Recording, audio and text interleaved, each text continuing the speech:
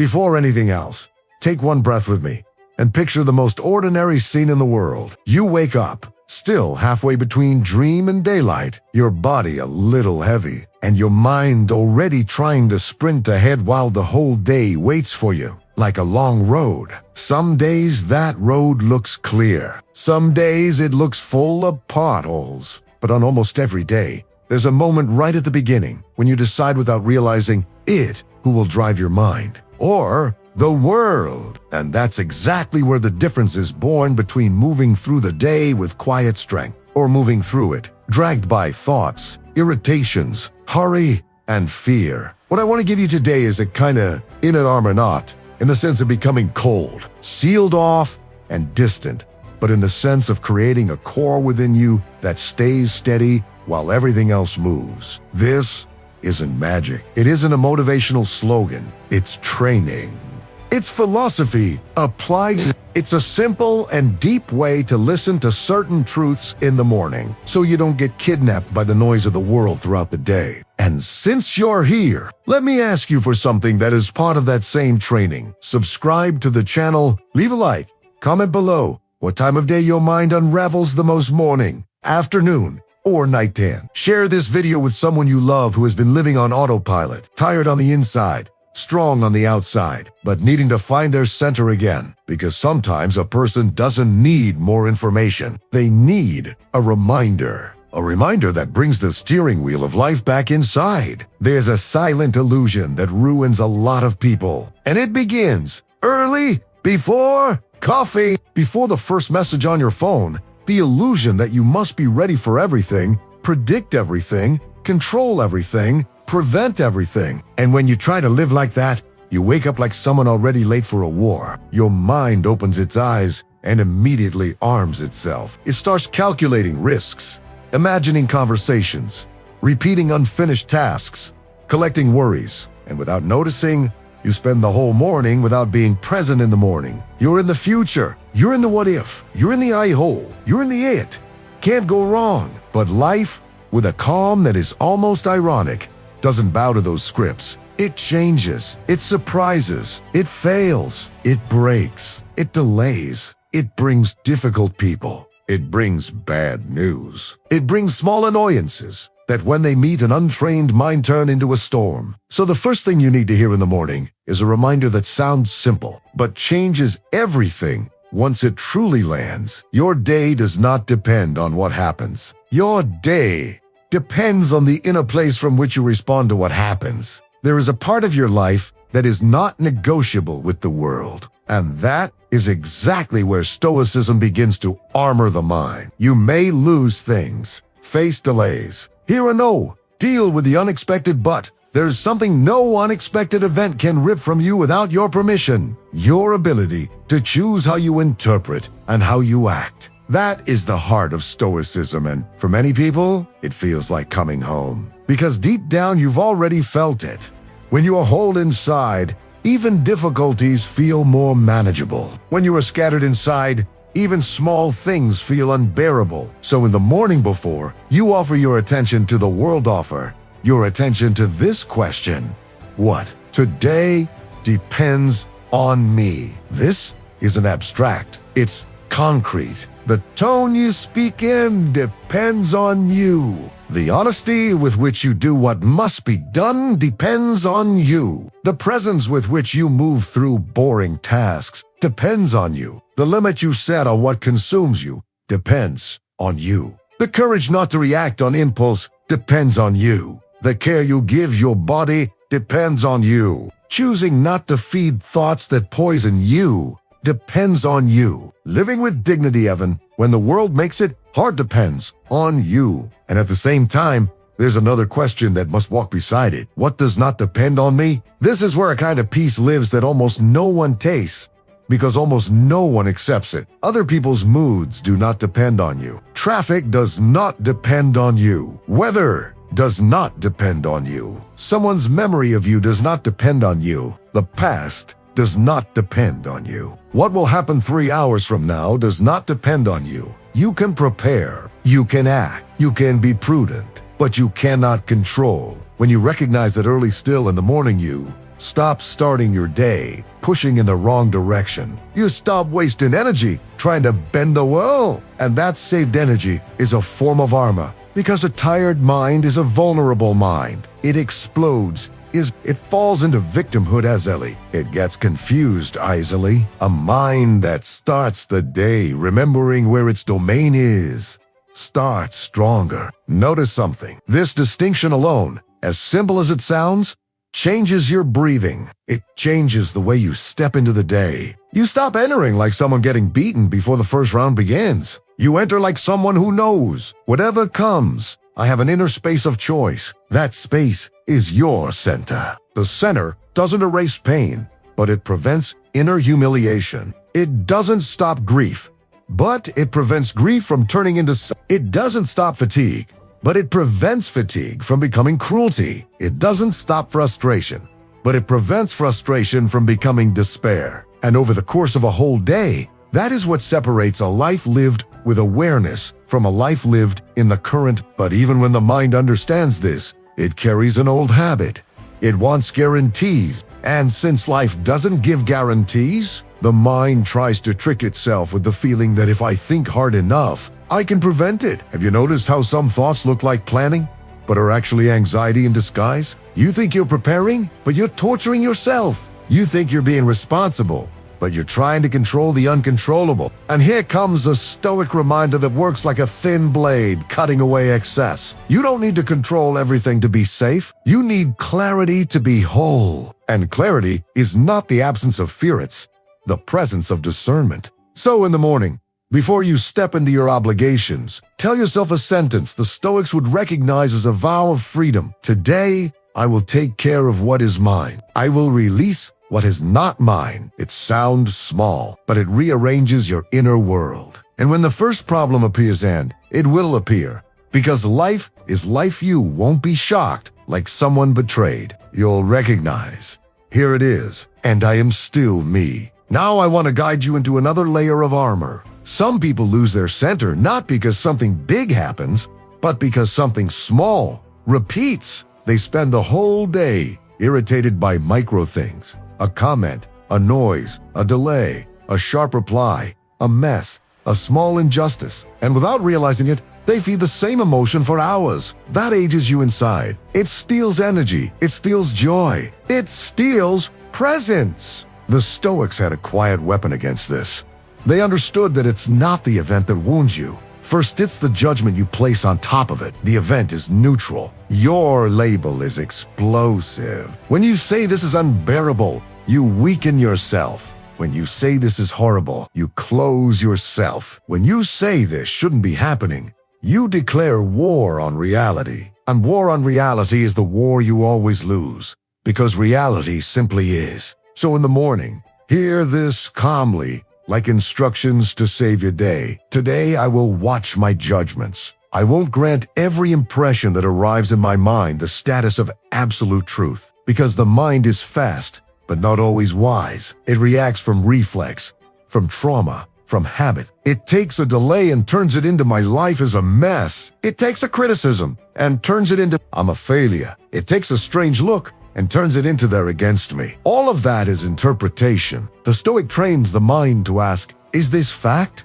or story? Is this reality or fear? Is this truth or assumption? That pause, this small pause, is already armor, because it prevents the fire from spreading. It keeps you from living an entire day inside a thought that began as a spark. And something even deeper happens when you learn to watch judgments.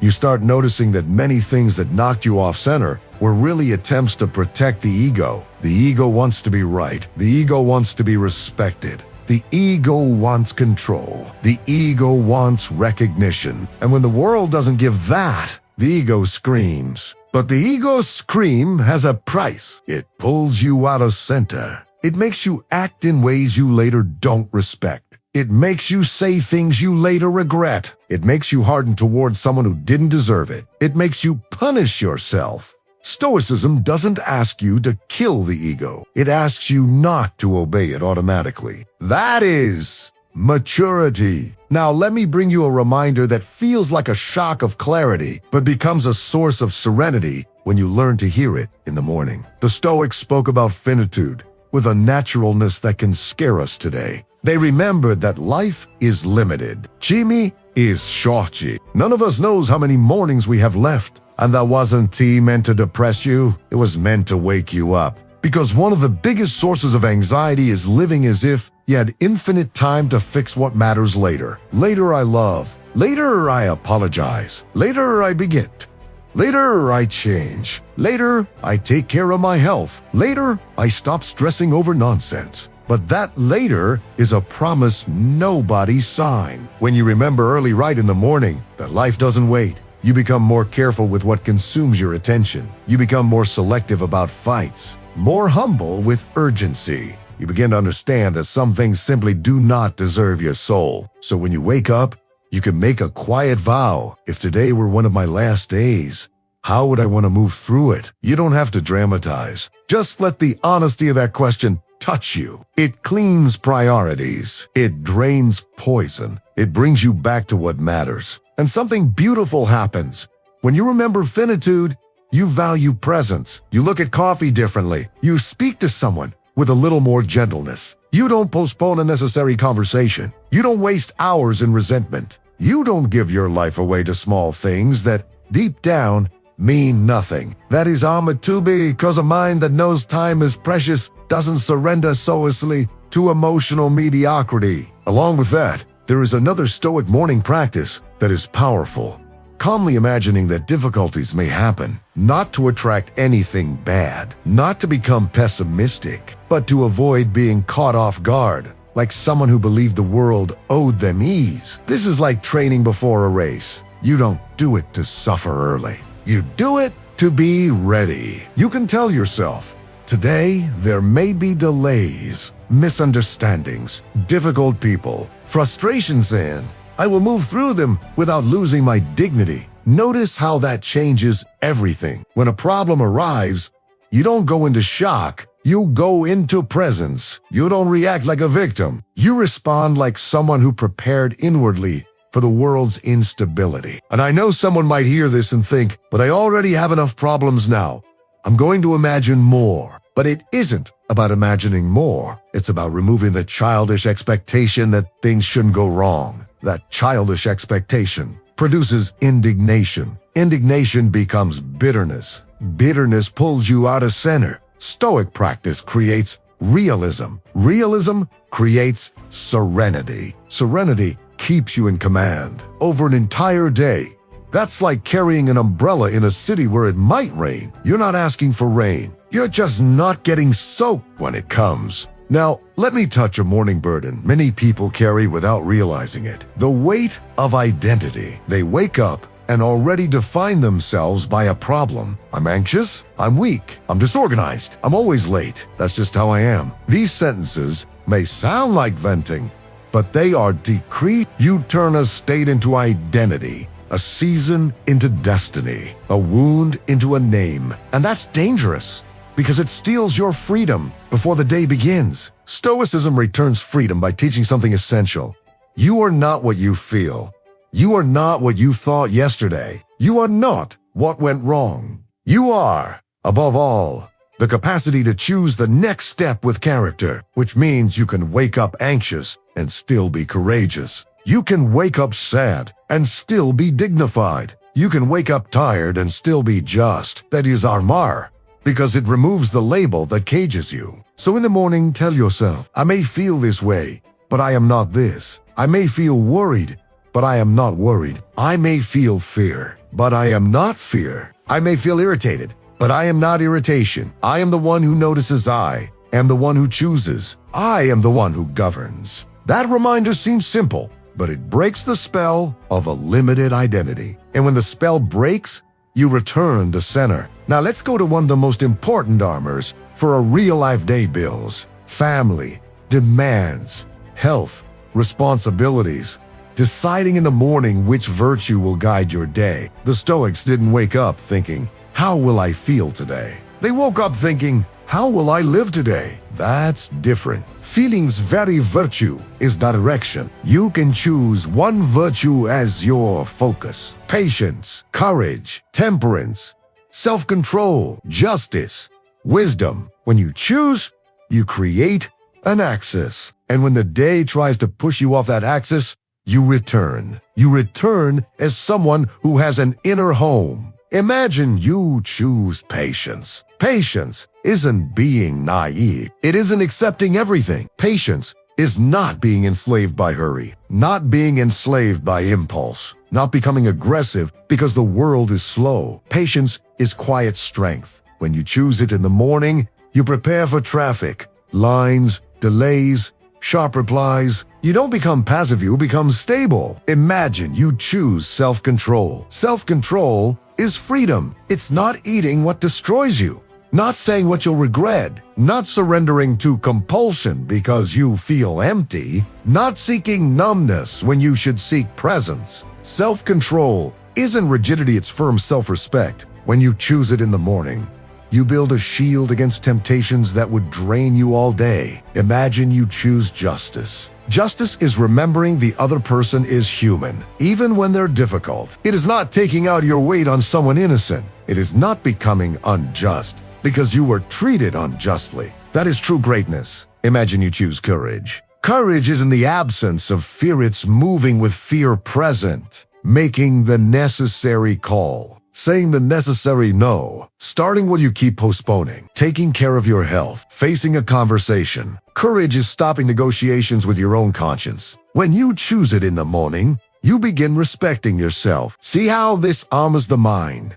A mind with direction suffers less under waves because it knows where to return. It knows its north. Without north, any wind carries you. With north, you move through wind without losing yourself. So if you want to armor your mind all day, choose a virtue to guide the day. You don't have to tell anyone. It's an intimate pact, a silent pact, a pact that makes you stronger than the world's noise. Now let me bring you a reminder that feels paradoxical, but is liberating. You don't need to win the day. You need to move through it well. Many people wake up with a competitive mind competing with time, with others, with themselves. That creates constant tension. Stoicism reminds you that victory isn't making everything go right. Victory is not losing your character while you do what must be done. Because going right doesn't always depend on you. But not losing character does. You can have a day full of problems and still have a victorious day. In the Stoic sense, if you kept dignity, stayed just, stayed steady, stayed honest, didn't abandon yourself, that armors your mind because it removes the terror of mistakes, the terror of the unexpected, the terror of not controlling. You begin measuring life by what truly belongs to you. Here's another powerful armor. Remembering in the morning that other people's opinions are not your home. Opinions are wind. They change. They oscillate. They're shaped by other people's wounds, desires, filters. If you place your center in someone else's opinion, you hand your life to a thermometer that cannot be trusted. You begin living as if you need permission to exist. And that is exhausting. That is humiliating. That creates social anxiety. That creates fear of being yourself. Stoicism gives you a simple rescue. I cannot control what they think of me, but I can control what I do and who I am. And that is enough. So in the morning, before you step into the word, tell yourself today, I will be guided by conscience, not applause. Applause is sweet, but addictive. Criticism is bitter, but it won't kill you. What kills you is living to please everyone and betraying yourself in the process. When you decide to live by conscience, you become armored. The world may praise you or not. The world may understand you or not, but you understand yourself. You know what you did? You know why you did it. You know what is right for you. That gives you your center back like an inner spine. Now I want to touch on armor many people ignore. Your relationship with time. Many people start the day already in debt to time. They wake up thinking it won't fit. I can't. I'm behind. There's too much that creates anxiety that isn't about tasks themselves, but about the feeling life is passing without you living it. The Stoics spoke about this often. They remembered that life feels brief when you waste it. And wasting isn't only doing useless things, it's living without presence, living in inner war, delaying what matters, spending energy on resentment and fear. So in the morning, hear this as advice from someone very old and very lucid.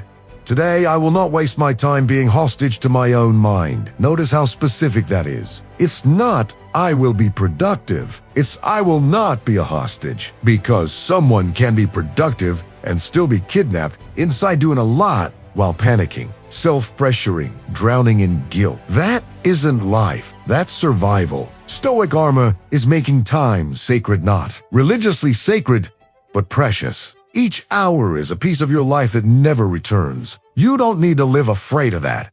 You need to live with respect for it. And respect means choosing better battles, better thoughts, better words, better company, better ways of treating yourself. Now comes an armor that looks gentle, but is among the strongest. Gratitude without naivety. Gratitude isn't pretending everything is fine when it isn't. It isn't denying pain. Gratitude is not letting pain erase everything that still exists. Because the mind, when it suffers, becomes nearsighted. It sees only what's missing, only what hurts, only what went wrong. And that creates despair, because it feels like life is nothing but a hole. Stoic gratitude is different from the pretty phrase kind. It's a discipline of vision. In the morning, you say, I recognize my difficulties, but I also recognize what still holds me. Maybe it's the fact you woke up. Maybe it's the fact your body still breathes. Maybe it's someone who loves you. Maybe it's a small opportunity. Maybe it's shelter. Maybe it's learning.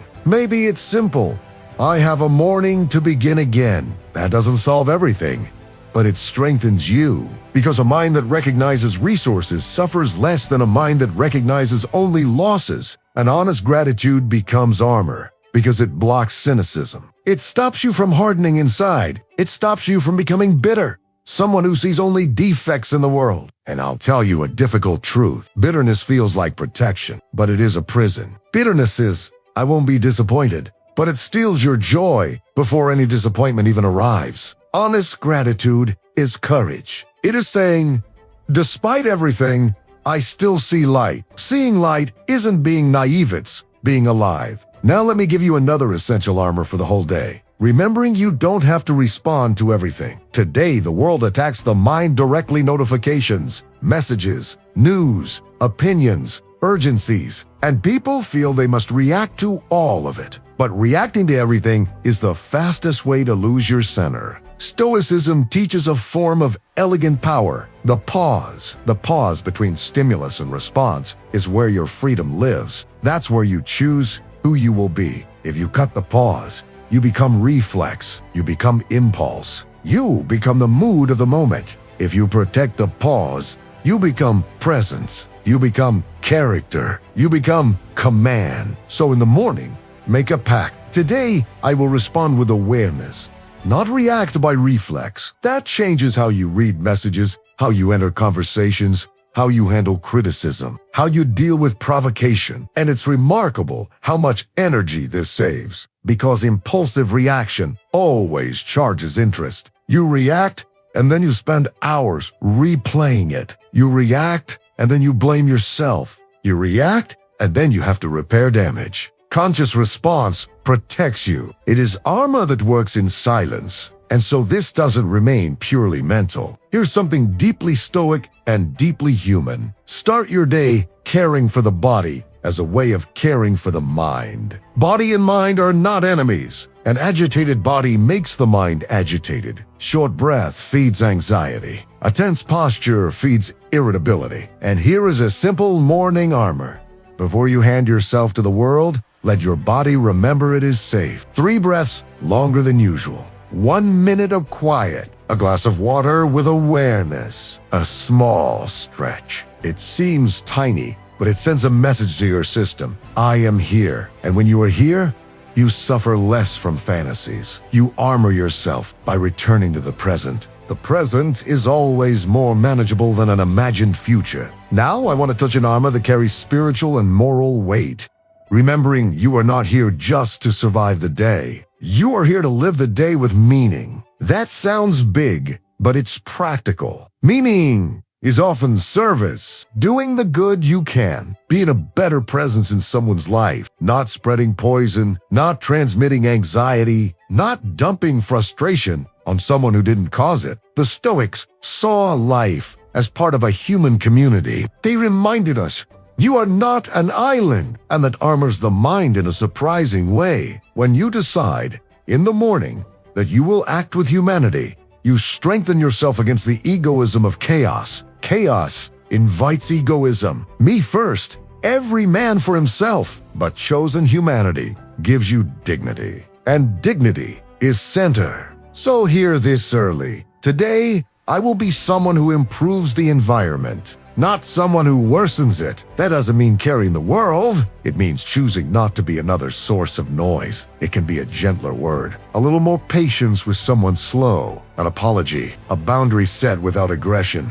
a gesture of care. And then you notice something beautiful. When you act this way, you end the day with less weight on your soul. You armor yourself because you don't create more regret than necessary. You don't add guilt to fatigue. That is an enormous gift. Now let me give you a final armor that ties everything together and changes the whole day, except that you don't have to carry the entire day right now. Many people wake up and try to hold the whole day in their head, everything that must happen, everything that might go wrong, everything still unresolved, and that creates an impossible load. Stoicism teaches a simple wisdom.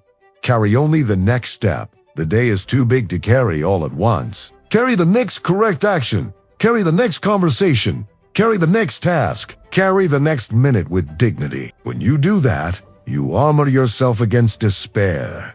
Because despair is born when you try to live an entire future all at once. So in the morning, tell yourself with firmness and tenderness, today I will walk, not carry. I will walk with presence. I will walk with virtue. I will walk with discernment. I will walk with self-control. I will walk with patience. I will walk with courage, and when the world tries to pull me, I will return. I will return to what depends on me. I will return to breath. I will return to conscience. I will return to character. I will return to center. Now I want to tie all of this into a concrete experience. As if you were listening tomorrow morning with heavy eyes and a mind trying to sprint. You wake up and remember, I don't control the world. I control my response.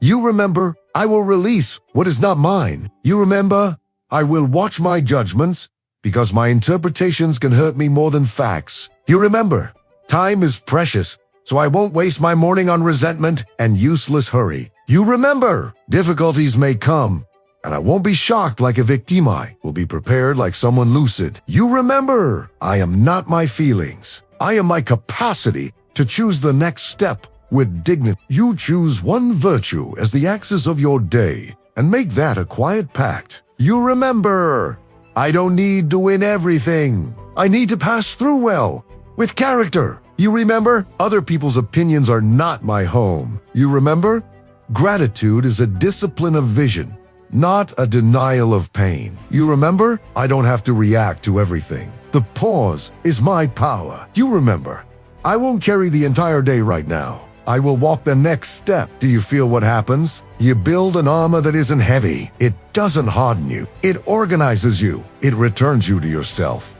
It gives you ground. And the most beautiful part is, this armor doesn't depend on a perfect day. It works precisely on the imperfect day. It works when traffic locks up. It works when someone provokes you. It works when bad news appears. It works when anxiety tries to swallow you. It works because it doesn't promise nothing will go wrong. It promises that even if something goes wrong, you don't have to lose yourself. And I want you to understand something essential. Armoring the mind isn't preventing emotions. Armoring the mind is preventing emotions from governing your choices. You can feel fear and still act with courage. You can feel anger and still act with justice. You can feel sadness and still act with dignity. That is real strength. That is maturity. That is the kind of practical spirituality that transforms a life without needing spectacle. If you begin practicing this in the morning, don't expect the world to change. Expect you to change. Expect you to notice sooner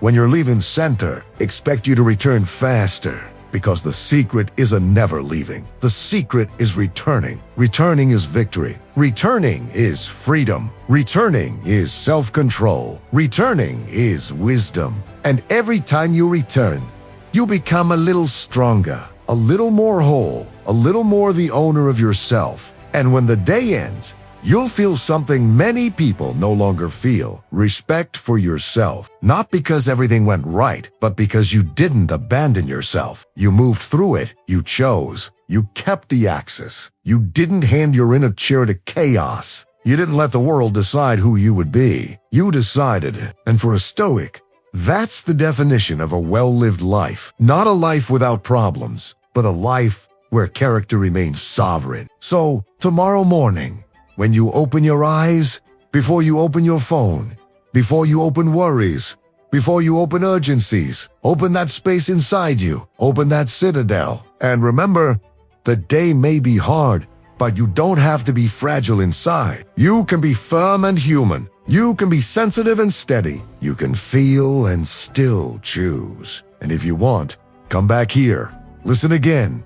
Let these ideas enter your body like someone coming home. Because philosophy only becomes armor when it becomes habit. And habit only becomes strength when it becomes repetition. If this helped you, comment below which of these reminders you want to carry into your mornings from now on. And most importantly, share this with someone who wakes up every day as if already late to suffer. Because maybe they don't need a new plan. They need a new center. And the center is where life begins again. Every day.